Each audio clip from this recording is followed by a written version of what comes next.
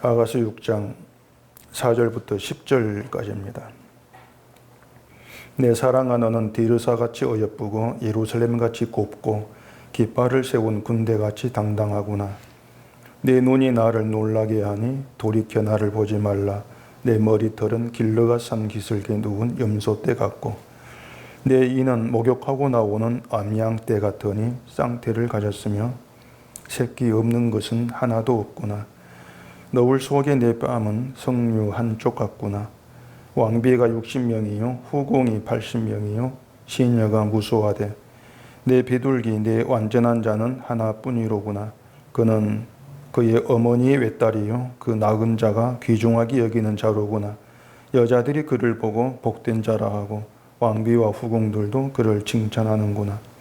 아침 빛같이 뚜렷하고 달같이 아름답고 해같이 맑고 깃발을 세운 군대같이 당당한 여자가 누구인가. 아멘. 기도하겠습니다. 하나님과 사랑의 관계 속에 있는 것이 신자입니다. 그 관계가 어떠한 것인가를 오늘도 말씀을 통해서 깨달아 알게 하시고 그 사랑을 우리 현실로 기쁘게 받아들일 수 있는 저희가 되게 해주시옵소서. 예수님 이름으로 기도합니다. 아멘. 성경을 우리가 하나님 말씀이라 이렇게 얘기했을 때에는 그건 성경이 진리고 또 우리의 현실을 그대로 얘기한다는 그런 의미가 있습니다. 그 말은 그 성경에서 벗어나는 것은 진리가 아니고 모두가 다 거짓이다 이런 의미가 되는 겁니다. 그렇기 때문에 우리가 성경을 대할 때에는 이 성경이 무엇을 말씀하는가, 이 성경이 말씀하는 우리 현실, 이것이 어떠한 것인가를 알아가는 일에 우리가 최선을 다하는 것이 필요합니다. 근데 우리가 그처럼 이 성경을 이제 읽고 또 알아가고 또 이 성경의 내용들을 진리로, 우리 현실로 이렇게 받아들인 데 있어서는 좀 우리를 혼란스럽게 하고 또 힘들게 하는 것이 좀 있습니다. 그게 뭐냐면은 이 성경이 말씀하는 그 내용들이 도무지 어떤 진리로 또 사실로 우리 현실로 다가오지가 않는다는 겁니다. 그게 성경 읽다 보면은 느낄 수 있는 이제 우리의 어떤 그 반응이라고 할 수가 있습니다. 분명히 제가 성경은 우리 현실을 얘기한다 이렇게 말씀을 드렸는데 이 성경을 아무리 봐도 이게 내 현실로 받아들이기가 어려운 그런 점들이 많이 있는 것이죠. 오히려 이 성경에서 벗어나 있는 것이 더 진리처럼, 더 사실처럼, 그게 내 현실처럼 그렇게 다가오게 되는 겁니다. 지금의 기독교인들이 이제 진리로 받아들이고 믿고 있다는 그 성경의 내용들을 우리가 따져보게 되어지면은 이 성경에서 말씀하고 있는 내용 그대로가 아닌 벗어나 있는 것이 대부분이라고 할 수가 있습니다. 성경에서 벗어난 거짓된 것을 진리로 믿고 받아들인다. 이러한 이제 의미가 되는 것인데 왜 이처럼 그 성경에서 벗어나 있는 거짓된 것을 거짓으로 분별을 하지를 못하고 진리로 그걸 받아들이는 현상이 있게 되느냐. 그건 그 거짓된 말이 인간의 사고방식에 딱 맞는 거예요. 이유는 그겁니다. 이 성경에서 벗어나서 해석하는 것이 그 인간이 추구하는 거, 인간이 바라는 거, 원하는 거, 마음에 두고 있는 거, 이 모든 사고방식과 딱 일치가 되는 거예요. 성경에서 벗어나 있는 그런 내용들이 마치 내 몸에 딱 맞는 맞춤 옷을 입는 것처럼 굉장히 편하게, 불편함이 없이 편하게 다가오는 겁니다. 그게 거짓된 말의 이제 특징이라고 할 수가 있단 말이에요. 그 말은 반대로 이 성경의 그 참된 내용에 대해서는 불편함을 느낀다는 겁니다. 자꾸 내게 뭔가 안 맞는 것 같은, 맞지 않은 옷을 입는 것 같은 그런 불편함을 느끼는 거예요. 그 이유도 그래요. 이 성경이 불편하게 다가온 이유가 뭐냐? 우리 사고에 안 맞아요, 도무지. 우리 생각에 안 맞단 말입니다. 우리가 살아가는 방식 전혀 안 맞습니다. 십자가 복음이 불편한 진리로 다가오는 것도 그 이유입니다. 그래서 복음을 전하면 거부하죠. 그러면서 불편하지 않은 다른 복음을 그걸 이제 복음으로 받아들이는 것이죠. 자, 오늘 본문 내용도 진리의 말씀이에요. 진리의 말씀이고 또 우리가 하나님과 어떤 관계에 있는지를 현실 그대로 사실적으로 말해주고 있는 것이 이 본문 내용입니다. 근데 말씀을 이제 드리면은 이 본문을 제가 말씀드리면은 그 내용은 우리 생각과 안 맞아요. 결국 사랑의 내용인데 그 본문에서 얘기하고 있는 사랑 이게 우리 현실인데 그게 우리의 어떤 사고와 맞지가 않다는 겁니다. 그렇기 때문에 결국 들어도 듣지를 못하고 깨닫지를 못하는 것 이것이 진짜 이제 인간의 현실이구나. 들어도 우리가 들을 수 없고 깨달을 수 없는 것이 우리 현실이구나. 이것을 오늘 본문에서도 우리는 실감하게 되는 그런 내용이죠. 그래서 결국 그런 현실에서 나를 도울 자 성령이시고 결국 나를 그 말씀으로 이끌어 가실 분도 성령이시고 그 성령을 우리가 결국은 생각하지 않을 수 없는 그런 내용으로 다가와지게 된단 말입니다. 오늘 본문도 보면은 이제 남자가 사랑하는 여자에 대해서 자랑하는 것처럼 얘기하는 그런 내용으로 되어 있습니다. 앞에 5장에서는 여자가 사랑한 남자에 대해서 자랑하는 그런 내용이 있었죠. 이렇게 여자가 남자에 대해 말하고 남자가 여자에 대해서 이제 말하고 있습니다. 근데 그걸 보면은 공통점이라고 할 수 있는 내용이 있습니다. 그게 뭐냐면 여자도 남자도 둘 다 서로의 외모에 대해 얘기를 해요. 눈이 어떻고 머리가 어떻고 뺨이 어떻고 외모를 가지고 지금 말하고 있는데 그 외모에 대한 표현이 하나같이 세상에서 통용되는 그런 아름다움에 대한 표현이 아니라는 겁니다. 그게 이제 공통점으로 우리가 볼 수가 있는 거예요. 그 앞에 5장 봐보십시다. 5장 11절. 머리는 순금 같고 머리털은 꼬불꼬불하고 까마귀같이 검구나. 눈은 시냇가의 비둘기 같은데 우유로 씻은 듯하고 아름답게도 바뀌었구나. 전에도 말씀드렸지만 이제 이런 그 말로는 우리가 남자의 모습을 도무지 상상을 할 수가 없는 겁니다. 상상하면서 이런 멋있는 남자 그렇게 이제 다가와줘야 되는데 어떤 모습도 상상이 안 되는 거예요. 표현 자체가. 그 여자에 대한 말도 다르지가 않습니다. 보면 4절 하고 있습니다. 내 사랑아 너는 디르사같이 어여쁘고 예루살렘같이 곱고 깃발을 세운 군대같이 당당하구나. 이렇게 시작이 되고 있는데 여기 디르사와 예루살렘은 지역 이름이에요. 지역이에요.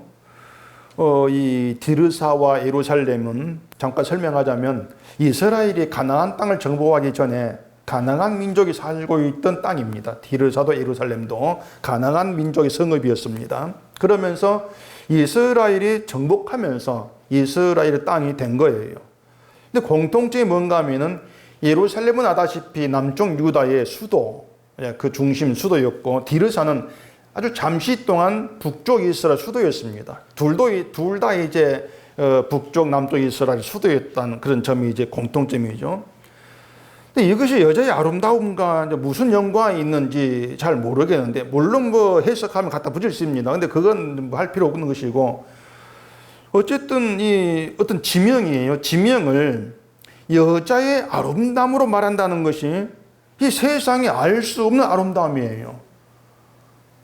여자의 아름다움 표현할 때에 어떤 지명을 가지고 너는 대고처럼 아름답구나 이런 지명을 가지고 설명 못하는 거예요. 그렇게 표현하는 말이 없지 않습니까?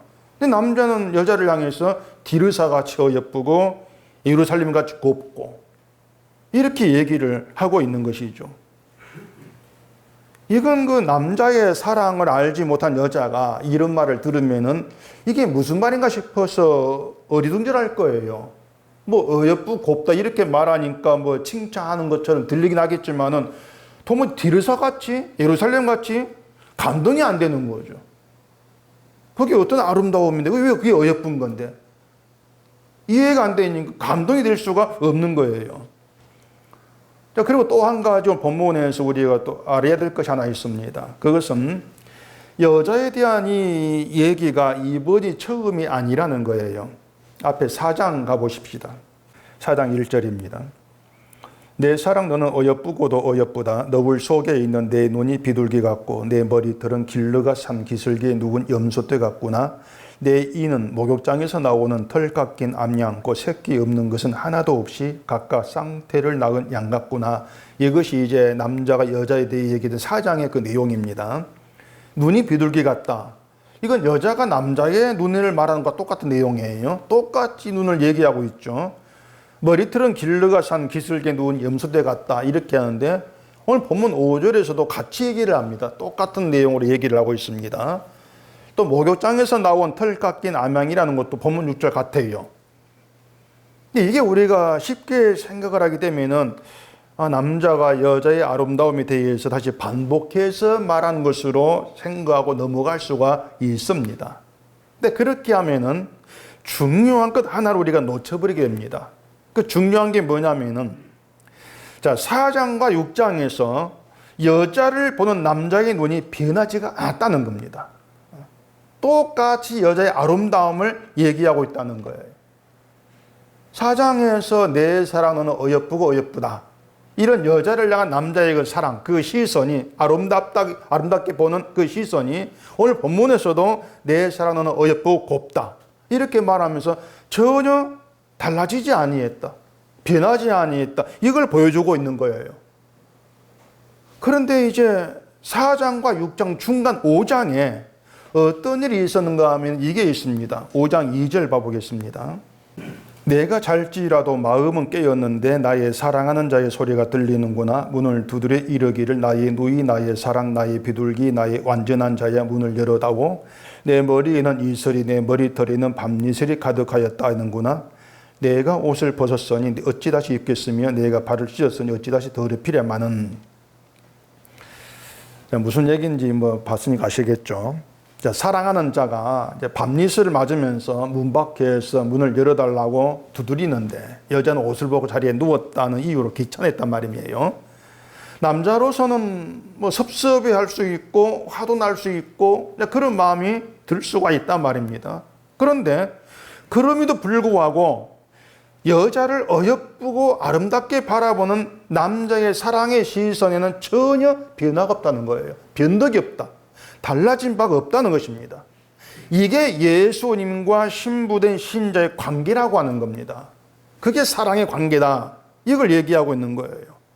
여자의 어떤 실수, 어떤 잘못으로 인해서도 그 사랑은 훼손되지 아니한다. 변하지 아니한다.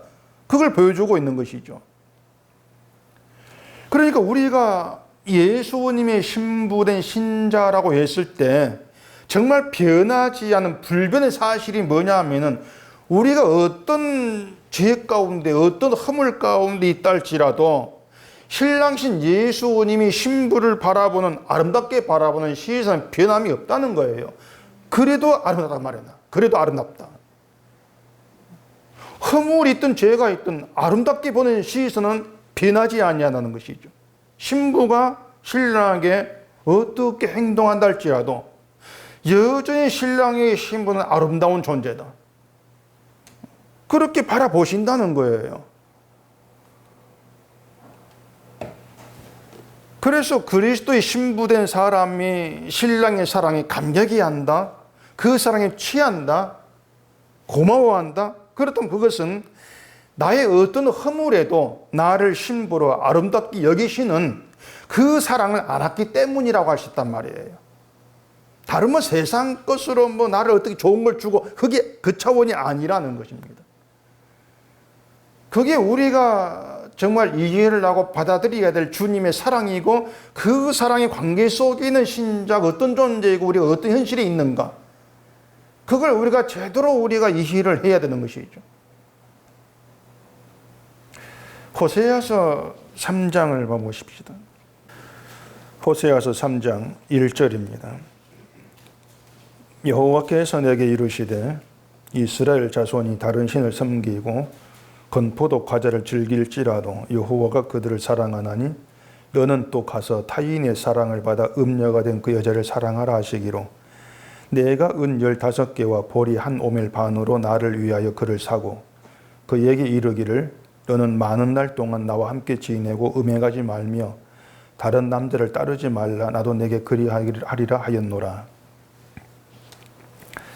자, 거기 보면은 이스라엘 자손이 다른 신을 섬긴다 해도 여호와가 그들을 사랑한다 이렇게 말합니다. 다른 신을 섬겨도 여호와가 사랑한다. 다른 신을 섬기는데도 여호와의 사랑은 전혀 달라지지 않는다는 겁니다.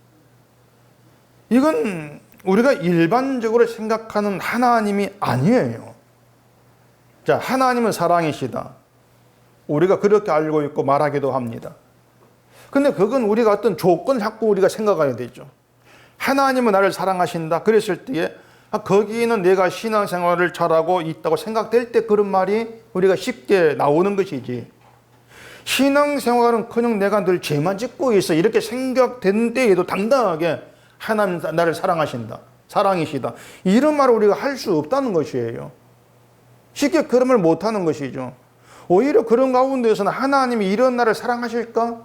그런 어떤 의심이 들게 돼 있단 말입니다.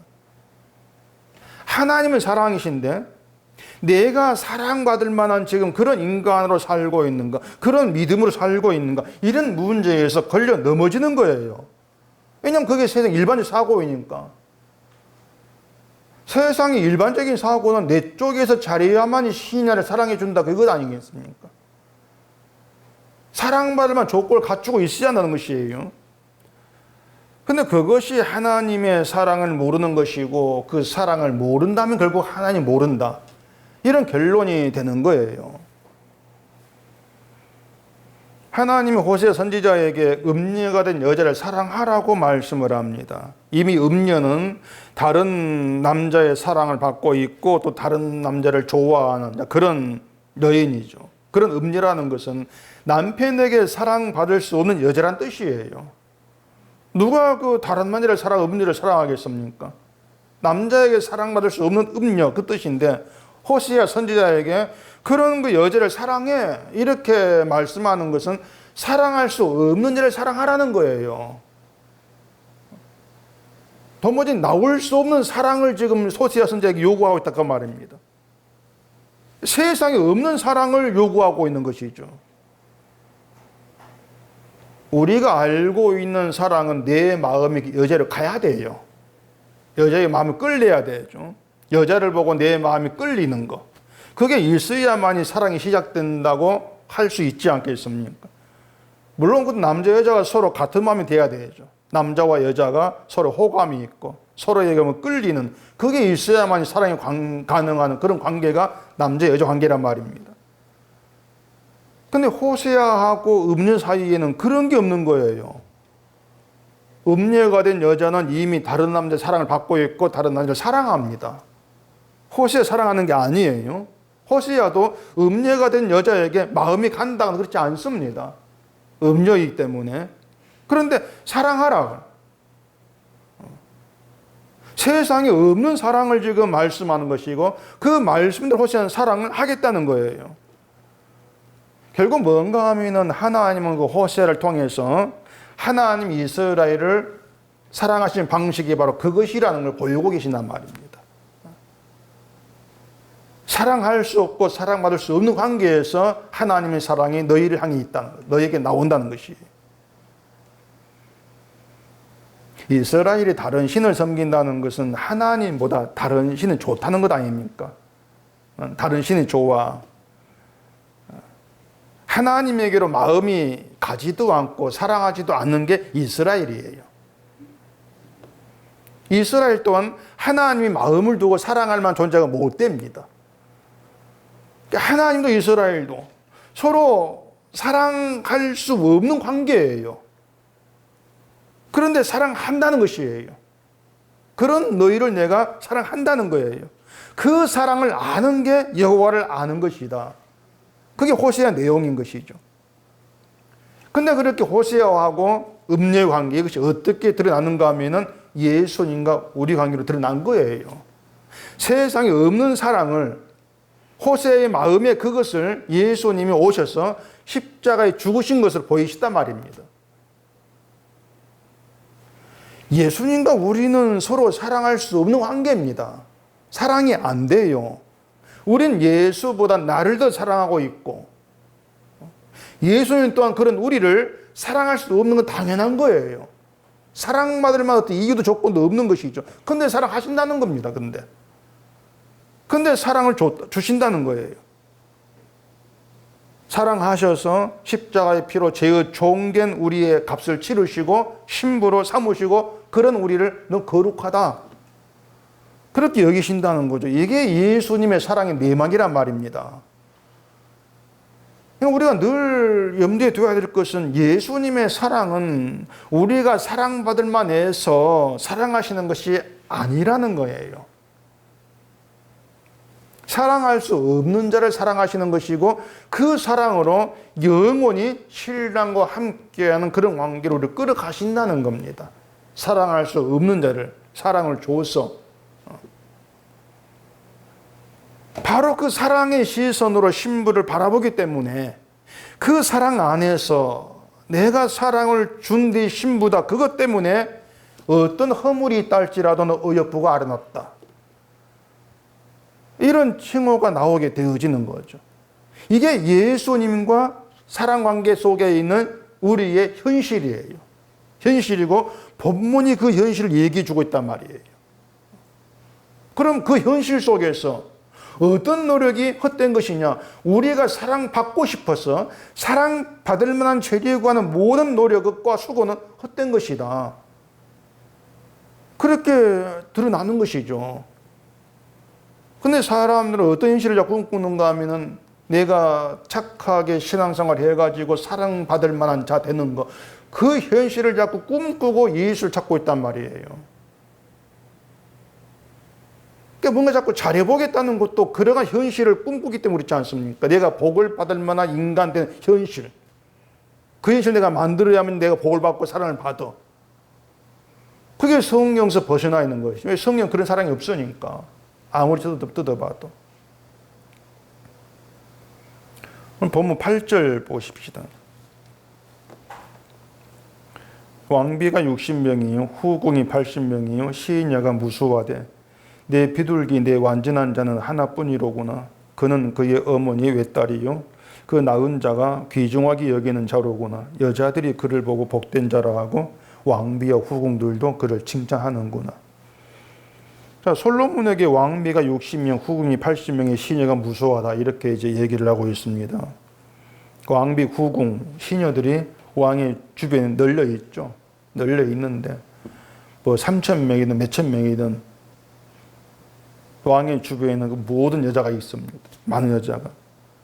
그 왕의 주변에 있는 그 모든 여자들의 소원은 딱 하나입니다. 왕의 사랑을 받는 거죠. 왕이 나만 사랑해 주는 거. 그게 왕비든 후궁이든 그들의 소원이지 않겠습니까? 왜냐하면 왕의 주변에 있다 할지라도 왕의 사랑을 받지 못하면 그 아무것도 아닌 거잖아요. 그래서 모든 여자들이 왕의 사랑을 받아보려고 자기를 아름답게 가꾸고 예를 쓰고 그러지 않겠어요? 그런데 이 사랑하는 자, 이 솔로몬은 여자, 그 하나를 가리켜서 내 사랑하는 자, 내 비둘기, 내 완전한 자, 그 하나뿐이야, 이렇게 얘기합니다. 하나뿐이다. 이미 못 박아버린 거예요. 이미 택해서 내 사랑하는 자 너 하나밖에 없어. 이미 그렇게 결정 지어져 버린 거야. 아주 단호하죠. 여기에는 단호해요. 내가 이 술람이 너를 사랑하지만 다른 여자도 내가 사랑해준다, 이게 없어요. 너밖에 없다, 이렇게 얘기한단 말입니다. 그러니까 그런 단호함, 하나뿐이로구나, 그 단호함 앞에서 다른 여자들이 사랑을 받아보려고 내를 아름답게 꾸미고 하는 모든 것은 다 헛된 거, 그렇게 드러날 수밖에 없다고 하는 거죠. 내 완전한 자 하나뿐이로구나, 여기에는 다른 그 여자가 다른 방식으로 사랑받는 게 끼어들 수가 없는 거예요. 방식이 다르지 않습니까? 술람이 여자에게는 왕이 일방적으로 사랑해버린 거예요. 내가 널 사랑하겠다, 그 방식이에요. 그러기 때문에 하나뿐이로 하는데 옆에서 나의 아름다움을 봐주세요, 내 아이의 예쁜 걸 봐주세요, 그런 방식으로 사랑을 받아보겠다 나설 수가 없지 않단 말이에요. 그게 예수님의 그 사랑의 관계라고 하는 우리가 분명히 알고 있어야 하는 것입니다. 예수님과 신자의 사랑의 관계 속에는 그 예수님이 피 흘리신 그게 사랑의 방식이기 때문에 다른 방식이 끼어들 수가 없다는 거예요. 도무지 끼어들지를 못합니다. 그렇기 때문에 예수님의 사랑을 알게 되고 누가 예수님의 완전한 신부인가를 알게 되어지면은 예수께 뭐 사랑받겠다고 하는 우리의 모든 수고는 헛된 것이구나. 그렇게 드러나게 되어지는 것이죠. 그러니까 지금의 기독교가 보이고 있는 신앙 열심이라고 하는 것이 얼마나 그 헛된 것이고 험한 것인가. 우리는 그걸 분명히 알 수가 있습니다. 그 신앙 열심이라고 하는 것들은 그 내막을 보게 되면 결국은 자기를 어떤 자기 믿음을 아름답게 보이겠다는 거잖아요. 아름답게 보여서 믿음을 믿음답게 만들어가지고 그에 대한 어떤 대가, 어떤 보상, 그것들을 꿈꾸고 있단 말이에요. 그런데 그런 방식의 어떤 보답, 사랑, 복은 없는 겁니다. 있을 수가 없는 거예요. 내가 뭔가를 해서 그것 때문에 예수님이 날 기쁘게 봐주시는 이건 없습니다. 성경에 분명히 말하지만 그건 없어요.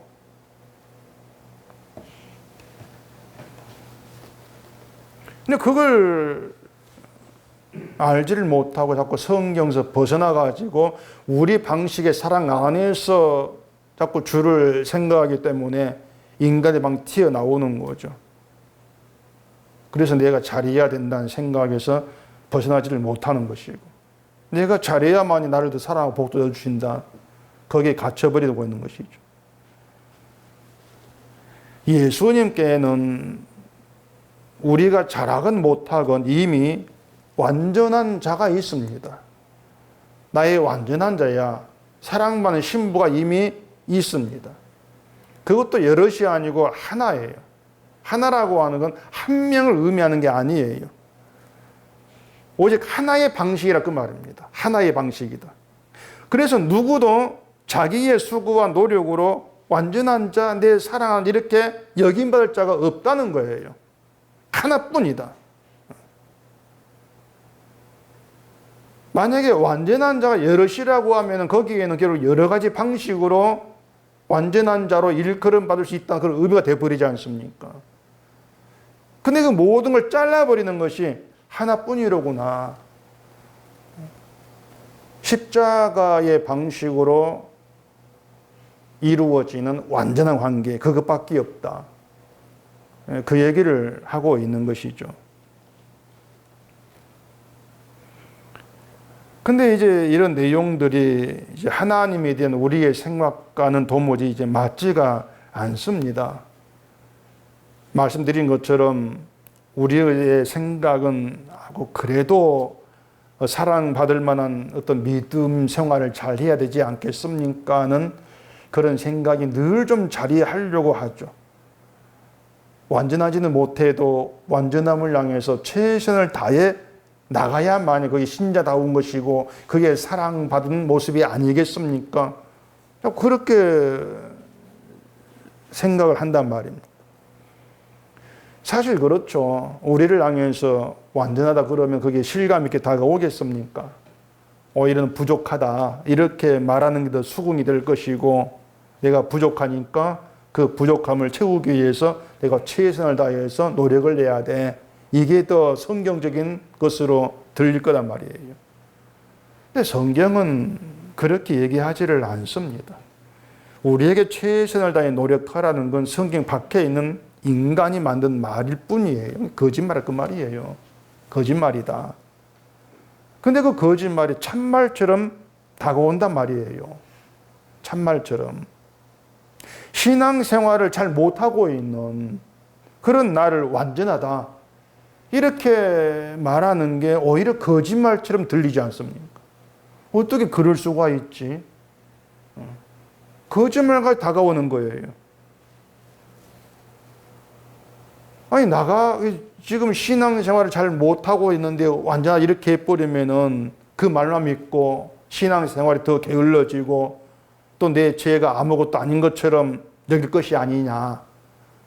나름대로 합리적이고 현실적 염려와 의심으로 성경을 그래서 현실로 받지를 않는 겁니다. 그건 잘못된 것이야. 이렇게 여겨버리는 것이죠. 근데 그런 어떤 그 의심들, 그런 염려들, 이런 것들이 하나님의 사랑을 인간 중심으로 생각하기 때문에 그런 의심과 염려가 자꾸 나타나는 거예요. 아까 호세아서에서 선지자가 음녀의 값을 치르고 산 후에 여자에게 얘기합니다. 너 음행하지 말고 다른 남자를 따르지 말라. 그렇게 얘기를 했습니다. 그건 뭔가 하면은 사랑할 수 없는 여자를 사랑한다고 해서 음행의 문제를 아예 무시해버리고 덮어버리고 넘어가 주는 것이 아니라는 거예요. 너 음행한 거 내가 다 넘어가 줄게. 괜찮아. 그런 의미가 아니라는 겁니다. 그럼 뭐냐? 음행의 문제를 넘어가지 않고 다시는 음행하지 말라 이렇게 말하는 것은 다시 음행하면 사랑하지 않겠다 그런 뜻이겠냔 말이에요. 그건 또 아니죠. 그럼 사랑이 또 이상하게 돼버려요. 음녀를 사랑하고 음행하지 말라고 합니다. 그 말은 다시 음행하면 사랑하지 않겠다 이러한 뜻이 아니고 여전히 사랑한다면 결국 음행을 반복해서 그 음행을 반복해도 사랑받는다. 이런 의미가 돼버리기 때문에 이게 오해가 된다고 말이에요. 음행하지 마. 또 음행해. 그래도 사랑할게. 그럼 음행해도 괜찮네. 계속 사랑받네. 이런 식의 오해가 한단 말이에요. 그렇기 때문에 그게 현실적인 말로 안 들리는 거죠. 그런 사랑이 어떻게 있을 수가 있는가 의심하는 거예요. 그러니 그렇게 복잡하게 생각하지 않고 행하지 않으면 음행하지 않으면 사랑하고 음행하면 사랑 않는다 벌 준다 이렇게 말해버리면 쉽게 이해되지 않느냐 그렇게 흘러가 버린단 말입니다. 결국 그렇게 되면 사랑이라고 하는 것이 인간의 방식에 이제 따라서 나타나는 것으로 얘기할 수밖에 없는 거죠. 성경에 그런 사랑은 없는 거예요. 만약에 음행하지 말라고 해서 음녀가 정신을 차리고 다른 남들을 사랑 관계를 다 끊어버리고 호세만 사랑 여자 됐다고 합시다. 그랬을 때 얘기가 또 어떻게 되겠습니까? 아주 여자가 행실이 변했네. 이렇게 나오겠죠. 행실이 변했고 요즘 뭐 좀 사랑받으면 여자가 되었구나. 뭔가 그런 또 칭송이 있지 않겠습니까? 근데 결국 그렇게 되면은 또 사랑의 위대한 가치가 훼손되는 거예요. 변했다는 것으로 사랑받을 만한 인간이 여자가 되었다. 그게 성화라는 것이 이제 사랑을 훼손하는 증거가 주장이라 그 말입니다. 호세아가 말하는 음행하지 말라는 것은요, 단순히 너 이제 다른 을 사랑하지 마 이러한 뜻이라기보다도 너를 사랑해 준 다른 남자의 사랑보다도 사랑할 수 없는 너를 사랑하는 그 사랑이 더 복된 걸 알아라 그 뜻이에요. 어느 사랑이 더 크지 그걸 묻고 있는 거예요. 너를 사랑해 준 다른 남자 사랑이 더 크냐 아니면 사랑할 수 없는 너를 사랑해 준 그 사랑이 더 크냐 어느 사랑이 크냐 그걸 알라 그 말이에요. 음행하지 말라는 것은 가령 네가 세상에서 원하는 걸 막 준다는 그런 사랑하고 사랑할 수 없는 너를 사랑하고 끝까지 사랑으로 너를 이끌어 가신 그 사랑하고 어떤 게 더 귀하냐 무엇이 너에게 생명이 되는가 이걸 묻고 있는 것이죠.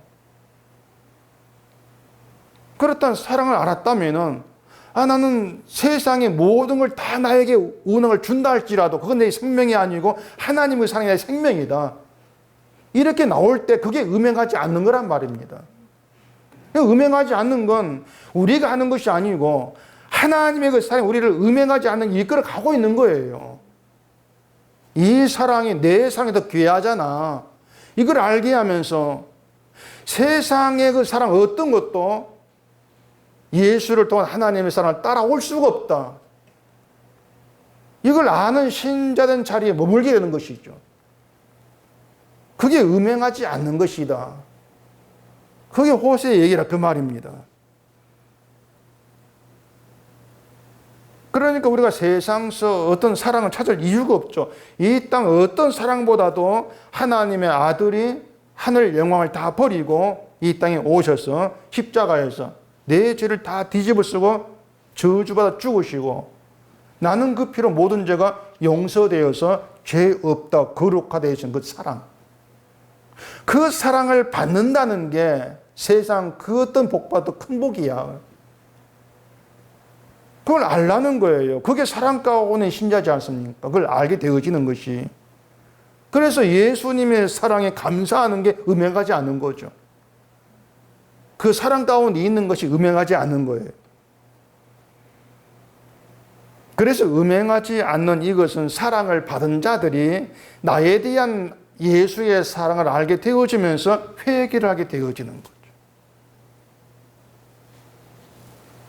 그렇다면 사랑은 나의 죄를 묻지 않는다 그러면서 내 마음대로 살아도 되는가? 이런 발상은 사랑에서 안 나옵니다. 그것은 도무지 나올 수가 없는 거예요. 그러니 그런 염려, 의심할 이유가 없는 것이죠.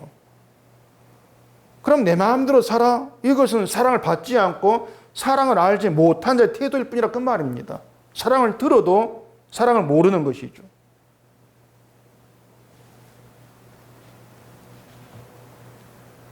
십자가에 죽으신 예수님에게서 나오는 사랑하고 우리가 사랑한다고 하는 사랑은 분명히 다릅니다.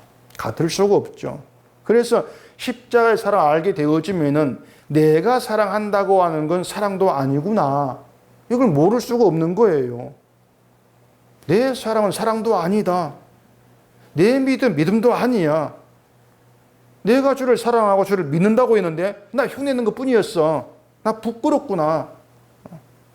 그게 사랑을 알게 된 신자의 반응이에요. 사랑에 대한 반응. 이처럼 예수님의 사랑을 알게 되어지면은 예수님에 대한 사랑의 노래가 사랑을 알지 못한 세상 같을 수가 없는 거죠. 사랑을 알지 못한 사람이 예수를 찬송한다? 그러면 그 뭘 가지고 찬송하고 뭘 가지고 감사하겠습니까? 뭐 뻔한 거예요. 내 마음에 드는 예수로 찬송을 하죠. 나에게 좋은 거 베풀어주는 그런 예수. 내 잘 되는 거, 이걸 사랑의 내용으로, 노래 내용으로 품지 않겠습니까? 세상 모든 사람이 알 수 있는 그런 노래를 사랑이라고 하면서 부를 거란 말이에요. 근데 정말 주님의 십자가의 사랑을 알게 되어지면 다른 차원의 노래가 나와요. 세상에 알 수 없는 노래. 그게 지금 여자와 남자가 서로에 대해서 얘기하는 그 내용과 똑같단 말이에요. 아무리 상상해도 어떤 남자지 어떤 여자지 상상을 못하는 거예요. 차원이 다른 노래라 그 말이에요. 허물이 있고 죄 가운데 있는데도 나를 완전하게 여겨주시는 그 십자가의 피 은혜 감사합니다. 결국 난 세상이 실패해도 그 은혜가 나의 전부가 되게 해주세요. 그런 노래를 이해를 못합니다. 사랑을 아는 자의 노래죠, 그것이. 이게 오늘 우리 현실을 얘기하는 본문 내용이 되는 거예요. 골로새서 1장 봐보십시다. 골로새서 1장 28절입니다. 우리가 그를 전파하여 각 사람을 구원하고 모든 지혜로 각 사람을 가르침은 각 사람을 그리스도 안에서 완전한 자로 세우려 함이니 이를 위하여 나도 내 속에서 능력으로 역사하시는 이의 역사를 따라 힘을 다하여 수고하노라. 자, 사도는 하나님께서 불러 세우셨습니다. 하나님이 이를 위해서 사도를 세우신 것이죠. 때문에 사도를 세워서 하나님께서 이루고자 하시는 일이 있다는 뜻이에요. 하나님 일이 있다. 사도 일이 아닙니다. 하나님의 일이 있다는 겁니다. 그 하나님의 일에 대해서 사도가 뭐라고 얘기하냐면 각 사람을 그리스도 안에서 완전한 자로 세우려 함이라 이렇게 얘기합니다. 그러니까 사도를 세우시고 복음을 전하게 하신 하나님의 뜻, 하나님이 각 사람에게 우리에게 이루고자 하시는 일은 완전이라는 거예요. 우리의 완전함을 이루기 위해서 사도를 세우셨고 사도를 보내셨고 복음을 전하게 하신다. 그게 하나님 일인 것이죠. 그런데 그 완전한 자로 세우기 위해서 하신 일이 그리스도를 보내신 거예요. 이 완전함은 예수님으로 이루어졌지 않습니까? 그러니까 예수를 전하고 우리를 예수 안에 있게 하시는 것이 우리에게 완전을 이루시는 하나님의 일이라 그 말입니다. 우리에게 말씀을 주시고 최선을 다해서 내 말을 지켜서 완전하게 되어라는 것은 분명히 없어요. 이미 그런 방식의 인간 실패했습니다. 이스라엘의 그 증거거든요. 율법을 지켜서 완전하게 여김받는 일에 이스라엘은 완전 실패했어요. 완전 실패란 말이에요. 결국 완전이라고 하는 것은 십자가에서 하나님의 뜻을, 하나님 법을 다 이루신 예수 그리스도 안에서만 성취된 일이라 그 말입니다. 예수 안에서만 완전히 성취가 되는 거죠. 그 일을 위해서 성령이 우리 안에 오신 거예요. 자, 바울도 내 속에서 능력으로 역사하신 이의 역사를 따라 이렇게 얘기합니다. 그러니까 바울은 자기 안에 능력으로 역사하는 그분이 있다는 걸 알고 있어요. 자기의 수고와 능력으로 하는 일이 아니라는 것입니다. 그 바울 안에 역사는 그 뜻이 뭐냐? 완전을 위해서다. 그렇게 바울은 알고 있는 거죠. 각 사람을 그리스도 안에서 완전함을 이루기 위해서 내 안에 주가 수고하시고 일하신다. 그렇게 바울 안에 영으로 오신 주가 일하시는 것처럼 우리 안에서도 영으로 오신 주께서 일하고 계시는 겁니다. 그게 우리 진짜 현실이에요. 그 영이 우리 옛사람을 죽이고 새사람 만드셔서 주의 사랑과 은혜만 높이는 완전한 자리에 우리를 붙들어 놓으신다는 거예요. 예수 그리스도 안에. 그래 다시 말하지만 성경에는요. 우리가 바치는 것을 받으시고 기뻐하는 그런 하나님 예수님은 없습니다. 나오지가 않습니다. 이미 그것은 구약의 이스라엘을 향한 말씀을 통해서 낱낱이 증명이 됐어요. 이스라엘에게 내 마땅한 받을 뿐이라 이게 그들하고는 재물을 안 받겠다고 말씀하시고 그 이스라엘의 재물로 그들의 제사 드리는 그 일로 뭔가 하나님 백성 인정받는 그 모든 일에 다 실패를 해버렸습니다.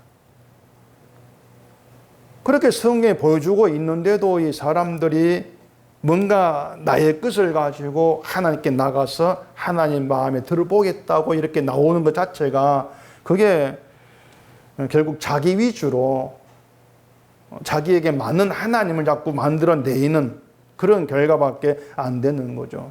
그걸 우상이라 그런단 말입니다. 인간의 종교심이 만들어진 우상. 하나님의 사랑은 우리가 좋아하는 것을 베풀어 주는 그런 게 아닙니다. 사람들은 그런 사랑을 기대하죠. 자기를 위한 사랑을 기대하고 있단 말이에요. 그래서 더 많이 사랑받으려고 잘하려고 애를 쓰고 있는데 그런 모든 것들이 내 안에 그리스도가 일하시고 사신다. 이걸 알지를 못하고 있는 것이에요. 그러니는 자기가 하는 일을 자기의 공로로 간주를 하죠.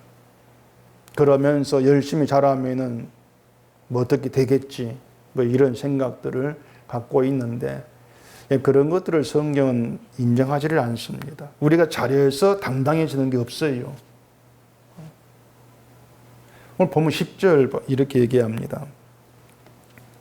아침 빛같이 뚜렷하고 달같이 아름답고 해같이 맑고 깃발을 세운 군대같이 당당한 여자가 누구인가? 여자를 가리켜서 깃발을 세운 군대같이 당당한 여자 이렇게 얘기하지 않습니까? 여자에게 그렇게 당당할 수 있는 근거는 사랑이에요. 딴 게 없어요. 여자에게 그 당당해질 근거가 없습니다. 여자는 볼품이 없는 존재고 그걸 따지면 당당하기보다 부끄러워져야 되죠. 근데 사랑을 받는다.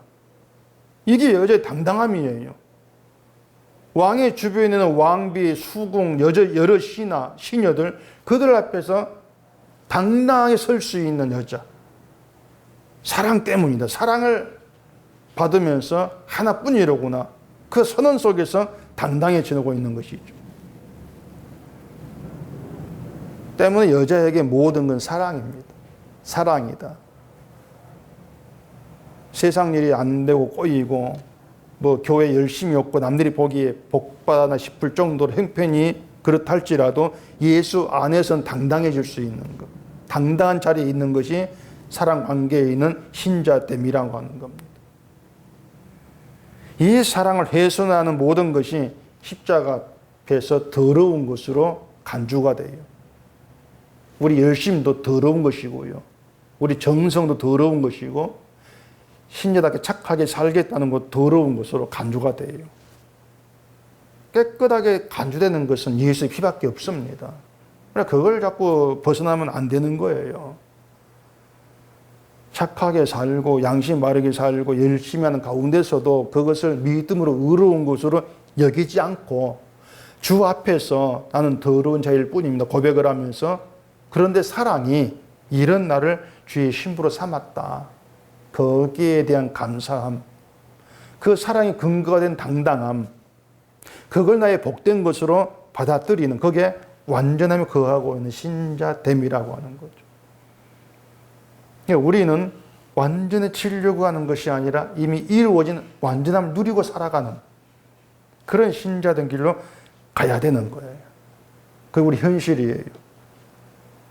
예수님의 사랑은 완전하고 그 사랑으로 우리를 이끌고 계신다. 이게 여러분에게 최고의 사랑으로 늘 다가와지고 이 사랑 현실되어서 나는 주의 사랑으로 족합니다. 이런 고백이 있기를 바랍니다. 기도하겠습니다.